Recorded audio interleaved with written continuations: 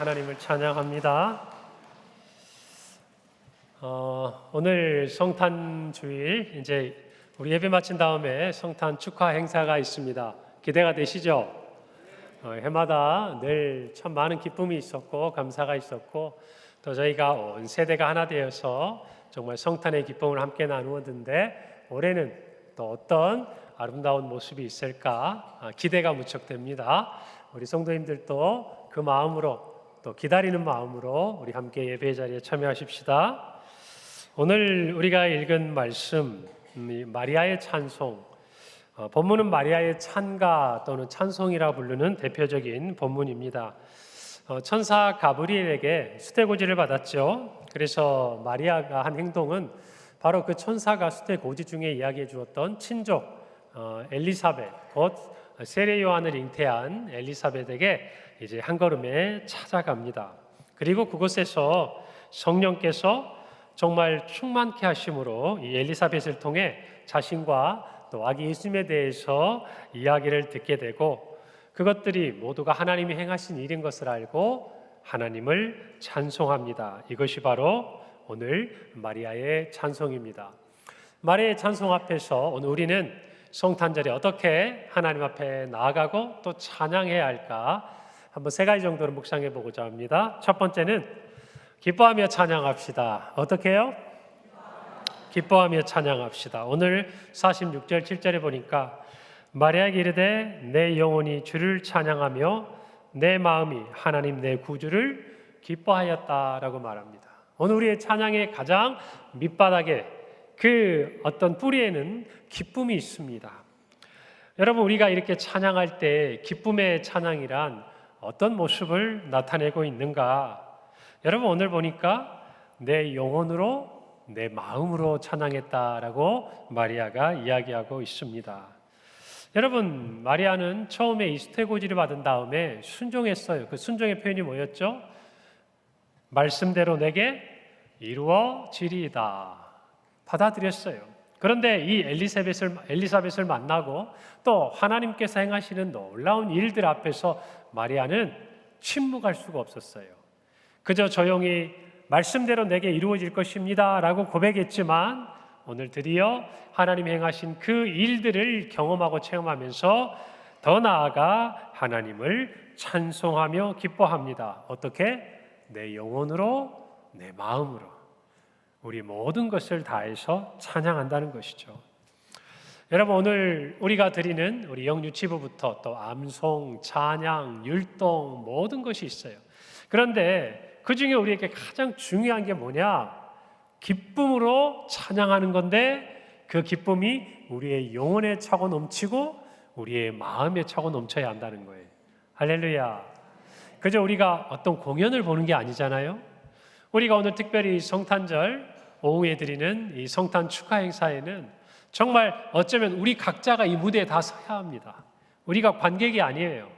어쩌면 우리가 다 서야 하는데, 이제는 허리도 아프고 무릎도 아프고 몸도 예전만 안 되고, 그래서 살짝 양보하는 것이고, 오늘 이 자리에 나와서 우리를 대신해서 함께 기뻐하며 찬양하는 그 모습만 보아도 우리의 영혼이, 우리의 마음이 함께 기쁨으로 가득하게 되는 자리라 믿습니다. 바울은 고린도전서 14장 15절에서 그러면 내가 어떻게 할까? 내가 영으로 기도하고 또 마음으로 기도하며 내가 영으로 찬송하고 또 마음으로 찬송하리라. 여러분, 신앙생활의 진정한 기쁨은요, 영혼이 잘 되는 데 있습니다. 아멘입니까? 그럼요. 우리가 아무리 이런저런 것을 해도 우리의 영혼이 기뻐하고 우리 영혼이 잘 되는 것이 신앙에 있어서 가장 큰 즐거움이에요. 우리 평강교회가 주를 위해 이런저런 일을 합니다마는, 그러나 이 성탄절 우리 한번 우리의 영혼을 들여다보면 좋겠어요. 우리의 마음을 들여다보면 좋겠어요. 여러분, 우리가 오늘 이 앞에서 드리는 찬양과 암송과 또 여러 율동과 모든 것들을 보면서 우리의 영혼이 기뻐하지 못하고 우리의 마음으로 기뻐하지 못하면요, 어딘가 우리가 약해 있는 거예요.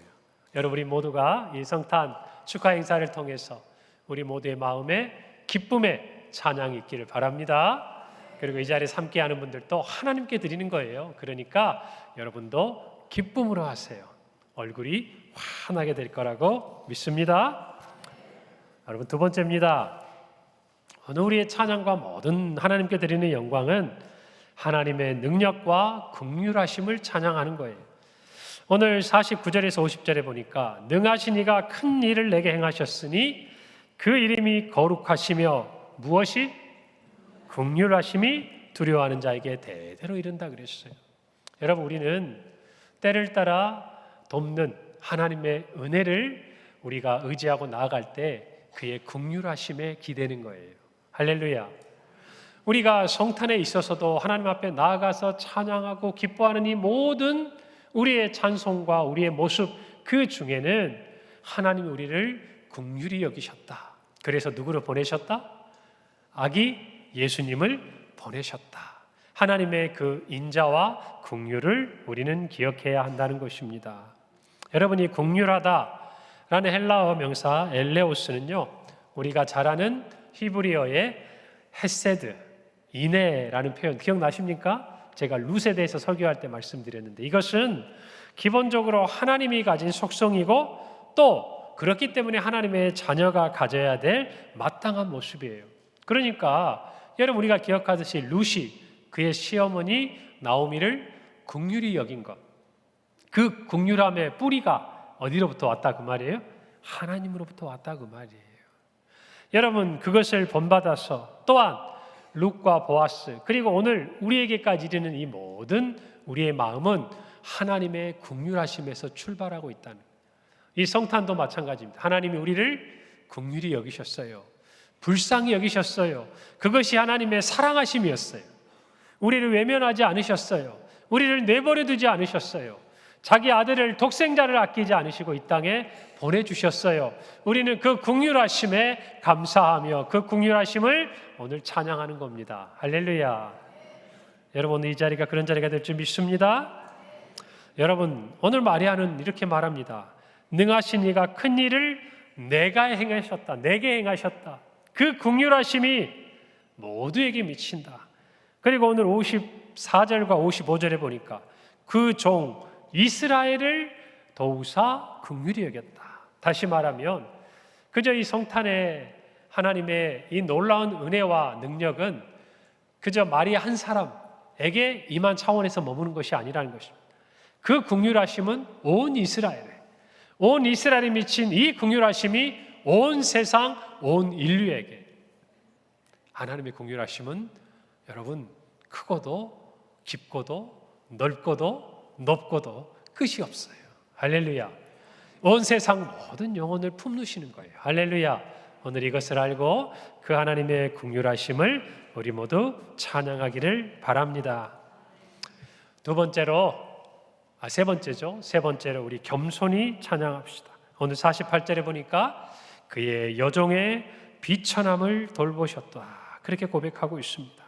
여러분, 이것이 은혜라는 거예요. 여종이에요. 비천한 존재입니다. 그런데 하나님께서 자녀를 삼아주셨어요. 저와 여러분을 단순한 자녀가 아니라 상속자로 우리를 불러주셨어요. 할렐루야. 그래서 우리는 우리의 어떤 자격이 있는 것이 아니라 하나님의 은혜임을 안다면 오늘 하나님 앞에 겸손히 찬양해야 할 줄로 믿습니다. 오늘 마리아의 찬양을 보시면요, 좀 독특합니다. 51절에서 53절에 보니까 그의 팔로 힘을 보이사 마음의 생각이 교만한 자들을 흩으셨고 권세 있는 자를 그 위에 내리치셨으며 비천한 자를 높이셨고 줄이는 자를 좋은 것으로 배불리셨으며 부자는 빈손으로 보내셨다. 예수님의 탄생이 이런 의미가 있다는 거예요. 예수님의 탄생이 이 세상에서 교만한 자들, 강한 자들, 스스로 높은 자들, 스스로 부유하다 여기는 그 사람들에게는 하나님의 심판의 메시지요. 그리고 그들이 이 죄와 사망의 권세 아래 있다는 것을 깨닫게 되는 그러한 시간이지만, 그러나 가난한 자, 비천한 자, 그리고 줄인 자, 그 모든 자들에게는 하나님께서 채워주시고 높여주시고 사랑해 주시는 축복의 메시지라는 것을 저와 여러분이 분명히 알아야 하는 것이, 여러분, 예수님이 이 땅에 오셔서요, 이 세상의 모든 가치관이 변한 거예요. 이 세상에서는 부유한 것이, 강한 것이, 젊은 정말 그 나이가, 그리고 우리가 가지고 있는 세상의 모든 명예와 그것들이 자랑이에요. 그것들을 가지면 세상이 그를 높여줍니다. 그러나 예수 그리스도가 이 땅에 오실 때 정반대 현상이 일어나요. 높아졌던 것들은 낮아지게 될 겁니다. 낮아져서 겸손히 주님을 기다렸던 그들은, 그리고 정말 예수 그리스도 앞에 겸손히 무릎 꿇고 나의 구주로 경배하는 그들은 하나님이 높이시는 새로운 하나님의 나라가 임한 거예요. 할렐루야. 그것을 저와 여러분이 찬양하는 것입니다. 여러분, 예수님의 말씀에서 이것은 분명히 선포되어 있어요.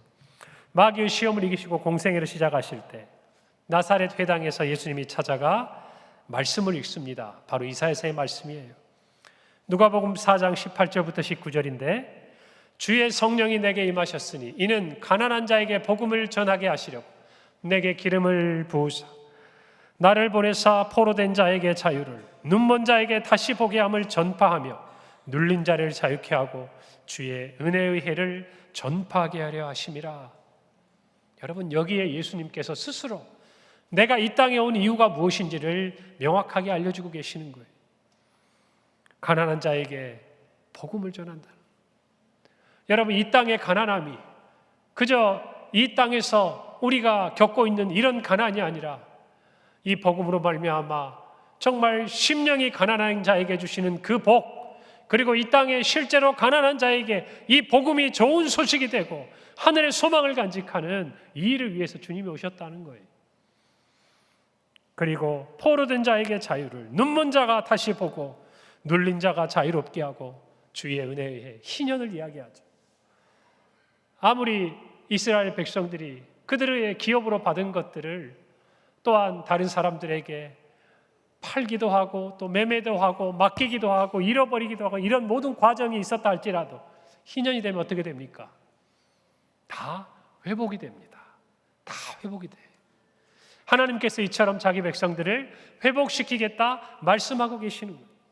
그것이 바로 성탄의 의미입니다. 그래서 우리는 겸손히 주님을 찬양해야 할 줄로 믿습니다. 오늘 이 시간 성탄 축하 행사가 여러분 우리의 마음을 기쁘게 하는 데서 그치지 않기를 바랍니다. 이런 의미를 깨닫고 우리의 기쁨을 담고 하나님의 긍휼하심을 찬양하며 그리고 겸손히 주님 앞에 올려드리는 우리의 진정한 또 다른 예배가 되기를 바랍니다. 하나님께서 기쁘게 받으시리라 믿습니다. 함께 기도하겠습니다. 하나님